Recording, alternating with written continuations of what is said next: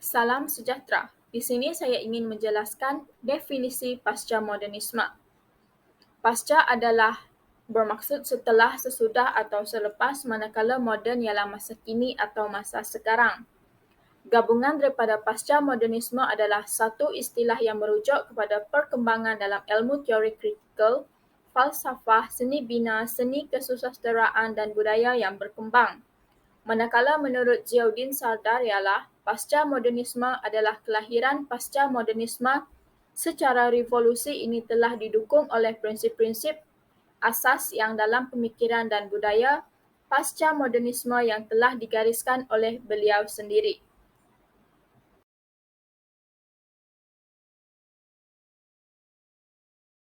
Dan Assalamualaikum, saya akan membentangkan tajuk saya iaitu mengenai cabaran sosial.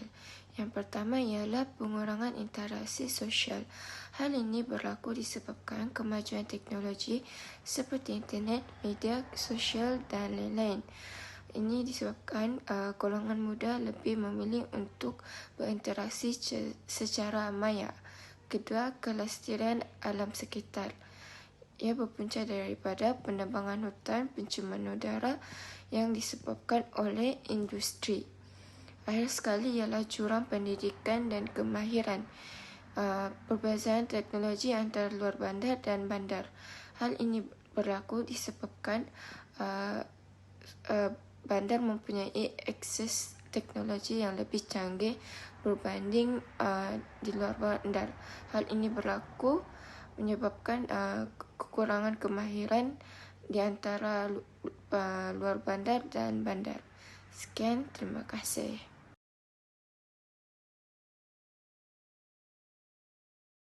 Salam sejahtera. Seterusnya ialah cabaran sosial dalam pengaruh modernisme.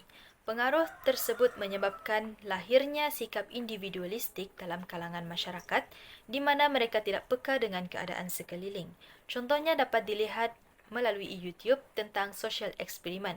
Walaupun ada yang menghulurkan bantuan, ada juga individu yang melihat atau hanya merakamkan sesuatu kejadian.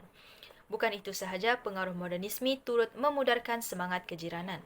Walaupun hidup berjiran, muafakat dan ziarah sudah jarang dilakukan. Segala berita dan perbincangan dilakukan secara atas talian. Perkara tersebut amat membimbangkan kerana tiada perpaduan. Hal ini menjejaskan urusan seperti fardu kifayah, gotong royong dan aktiviti lainnya. Pengaruh modernisme menyebabkan hilang rasa hormat terhadap jiran tetangga apabila mula mengganggu ketenteraman dan memasang lagu pada volume yang tinggi. Seterusnya, pengaruh modernisme banyak mempengaruhi generasi muda seperti dalam permainan video game. Keadaan tersebut menyebabkan mereka lebih tertumpu pada skrin berbanding bersosial dengan dunia luar. Pergaulan amat penting untuk membuka minda seseorang dalam menambah ilmu pengetahuan. Pengaruh modernisme bukan sahaja meresap budaya biadab dalam kalangan anak-anak muda, malah membawa kepada gangsterisme. Budaya barat seperti sedemikianlah yang membawa kepada pelbagai kes jenayah seperti buli, rogol dari rumah dan sebagainya. Pengaruh modernisme turut memberi cabaran dalam institusi pendidikan apabila adanya kuasa viral. Perkara sedemikian berlaku dalam kalangan orang dewasa iaitu ibu bapa dan guru. Selain itu, kehadiran sumber pembelajaran dalam internet menyebabkan lahirnya sikap tinggi diri dalam kalangan pelajar serta orang biasa. Perkara tersebut menyebabkan seseorang tidak fokus pada pembelajaran kerana menganggap sudah tahu.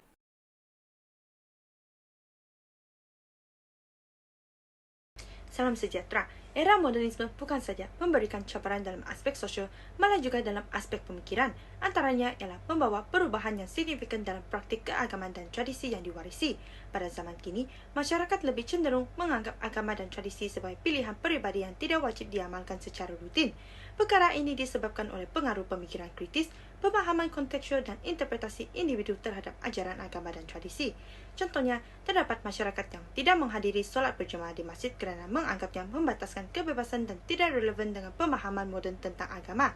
Begitu juga dalam aspek tradisi, misalnya dalam perkahwinan, terdapat masyarakat yang memilih untuk tidak mengikut tradisi sepenuhnya, memodifikasinya mengikut nilai dan preferensi peribadi yang sejajar dengan pemikiran moden. Selain itu, ialah kelemahan dalam interpretasi.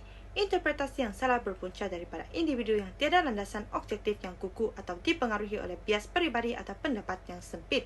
Ketiadaan landasan yang kukuh boleh mengakibatkan pemahaman yang tidak memadai atau menyimpang daripada realiti sebenar, misalnya interpretasi yang keliru dalam aspek hak-hak individu. Terdapat masyarakat yang mungkin menganggap kebebasan sebagai kebebasan mutlak tanpa mempertimbangkan tanggungjawab sosial.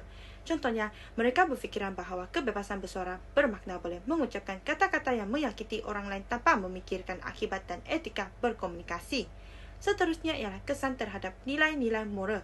Pengaruh budaya popular dari luar negara seperti muzik, filem dan gaya hidup serta arus globalisasi telah mempengaruhi cara berfikir masyarakat. Nilai-nilai moral seperti kesederhanaan, kerja keras dan tanggungjawab terhadap keluarga dan masyarakat melemahkan diri akibat pemikiran moden yang menekankan individualisme, materialisme dan kesenangan peribadi. Masyarakat cenderung mengutamakan kepuasan diri sendiri, kesenangan dan keinginan peribadi tanpa mempertimbangkan implikasi moral yang lebih luas.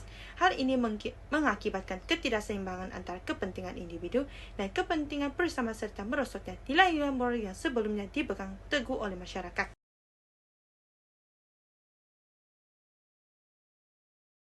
Salam sejahtera. Cabaran modernisme terhadap aspek pemikiran masyarakat yang seterusnya ialah pengiktirafan hak LGBT, iaitu lesbian, gay, bisexual dan transgender. Perkembangan modernisme telah memberi ruang kepada kebebasan individu di mana terdapat segelintir masyarakat yang memperjuangkan hak LGBT sebagai hak asasi manusia. Sebagai contoh, pengiktirafan perkahwinan sejenis iaitu perkahwinan dua orang yang mempunyai jantina yang sama. Mereka berpendapat bahawa perkahwinan sejenis harus diiktiraf dan dilindungi kerana ia selaras dengan prinsip kesetaraan dan kebebasan berkeluarga. Walau bagaimanapun, terdapat juga sebahagian masyarakat yang menentang dengan keras pengiktirafan LGBT kerana mereka percaya ia adalah bercanggah dengan ajaran agama yang menegaskan bahawa perkahwinan hanya terdiri daripada lelaki dan perempuan sahaja. Era modernisme telah melahirkan masyarakat yang berfikiran lebih terbuka dan bebas. Perkara ini telah menimbulkan cabaran dalam masyarakat, terutamanya dalam konteks peranan gender. Ini kerana masyarakat yang berpegang teguh kepada nilai-nilai tradisional lebih menekankan peranan gender yang konservatif di mana wanita bertanggungjawab terhadap tugas rumah tangga seperti memelihara anak, manakala lelaki pula berperanan sebagai pemimpin keluarga. Mereka berpendapat nilai-nilai tradisional ini penting untuk mewujudkan keseimbangan dalam masyarakat. Di sisi lain, masyarakat yang berfikiran terbuka lebih menekankan kesamarataan gender dan kepelbagaian peranan. Mereka mempercayai bahawa setiap individu tanpa mengira jantina memiliki hak yang sama dalam pelbagai bidang. Akhir sekali, perkembangan teknologi dan media sosial juga menjadi salah satu cabaran modernisme terhadap pemikiran masyarakat. Tidak dinafikan bahawa perkembangan teknologi dan media sosial dalam era modernisme ini telah membawa pelbagai faedah kepada masyarakat seperti mudah untuk mendapatkan maklumat. Namun demikian, ia juga telah mengubah cara pemikiran dalam kalangan masyarakat dengan ketara. Ini kerana terdapat banyak maklumat palsu yang tersebar dengan meluas di sosial media telah menyebabkan kebingungan dalam pemikiran masyarakat. Sebagai contoh, penyebaran berita palsu oleh seorang suri rumah mengenai penularan jangkitan COVID-19 telah menyebabkan masyarakat berada dalam keadaan ketakutan dan kebimbangan.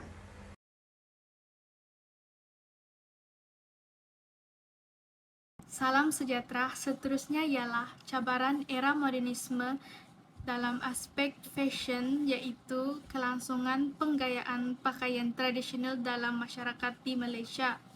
Terdapat anak muda yang menganggap pakaian tradisional itu adalah sebagai sesuatu yang sudah lapuk. Persepsi ini telah mewujudkan penghasilan baju tradisional seperti baju raya hipster. Secara tidak sedar, ia telah menghakis budaya memakai pakaian baju tradisional. Selain itu, modernisme juga telah melahirkan kesibukan dalam masyarakat. Keadaan ini telah menyebabkan masyarakat lebih memilih untuk memakai pakaian yang dianggap mereka lebih mudah dan tidak leceh semasa hari perayaan. Kerana lazimnya pakaian tradisional yang lengkap agak memakan masa untuk memakainya, kerana terdapat perhiasan khas untuk melengkapkan pakaian tradisional tersebut. Seterusnya, modernisme juga memberikan cabaran kepada kelangsungan penggayaan pakaian tradisional dalam kalangan masyarakat Malaysia kerana terdapat segelintir masyarakat yang membuat pakaian tradisional masih memilih untuk menghasilkan pakaian tradisional secara manual dengan menggunakan tangan, dengan alasan untuk mengekalkan ketulinan pakaian tradisional tersebut. Namun, keadaan ini telah membuatkan penghasilan pakaian tradisional tersebut lebih lama dan secara tidak langsung membuatkan masyarakat lebih memilih untuk menempah pakaian moden. Modernisme juga menjadi cabaran kepada kelangsungan penggayaan pakaian tradisional kerana teknologi digital tidak dimanfaatkan dalam pemasarannya. Hal ini dikatakan demikian kerana masyarakat yang lebih berumur dan tidak pakar IT yang lebih aktif dalam pembuatan pakaian tradisional ini. Keadaan ini menyukarkan masyarakat untuk mengetahui kewujudan perniagaan yang membuat pakaian tradisional.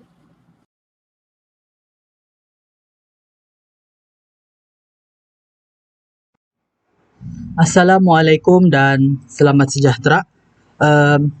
Fashion moden ancaman umat Islam di Malaysia. Fashion moden kini dapat kita bahagikan kepada beberapa peringkat usia, iaitu kanak-kanak, remaja, golongan dewasa dan golongan tua. Fashion moden kini tidak menitik beratkan berkenaan penjagaan aurat dan sememangnya sudah pasti ianya melanggar etika pemakaian di suatu tempat, khususnya di institusi pendidikan awam. Akibat daripada ini, kemerosotan moral individu di Malaysia semakin merosot, sangat-sangat. Dan akibatnya boleh kita buktikan apabila berlakunya kes gangguan seksual di tempat kerja akibat daripada tidak menjaga aurat dengan baik, kerana pemakaian yang sangat menggairahkan itu menyebabkan lelaki berfikiran tidak senonoh, dan alhasil berlaku seperti lelaki menggunakan ayat-ayat yang lucah, berlaku rabak, lelaki merenung kepada wanita di kawasan yang tidak sepatutnya dan yang seumpama dengannya. Melalui surah Al-Ahzab ayat 59 yang menyatakan bahawasanya penjagaan aurat itu sangat-sangat penting bagi umat Islam, khususnya seluruh umat manusia lah. Dan bagi seterusnya pula, fashion moden kita dapat lihat apabila kini ada fashion wanita dipakai oleh lelaki dan lelaki memakai fashion wanita. Dan perkara ini sebenarnya dilarang dalam Islam kerana khususnya dari hadis nombor 5435 daripada riwayat Al-Bukhari yang mana Allah melaknat mereka yang menyerupai lelaki yang menyerupai wanita dan wanita yang menyerupai lelaki. Dan sebenarnya agama Islam tidak melarang, sama sekali kemajuan dari segi fashion, namun mengawalnya. Buktinya ada juga syarikat seperti Telukung Siti Khadijah dan jenama Nelofa yang mana produk mereka adalah muslimah. Maka dengan itu sudah semestinya Islam mengawal agar tidak melampaui batas dalam berpakaian. Terima kasih.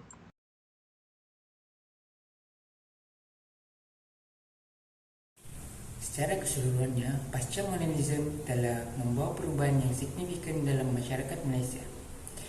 Pengakuan terhadap keragaman, refleksi terhadap kekuasaan, perubahan paradigma, peran media dan teknologi, serta kesedaran akan ketidakpastian dan kompleksitas telah membentuk sikap dan interaksi sosial dalam negara ini. Masyarakat Malaysia telah beradaptasi dengan perubahan dunia yang semakin berkembang, mengambil pelajaran dari pasca modernisme dan mendorong perubahan positif menuju ke arah masa depan yang lebih inklusif dan berkeadilan.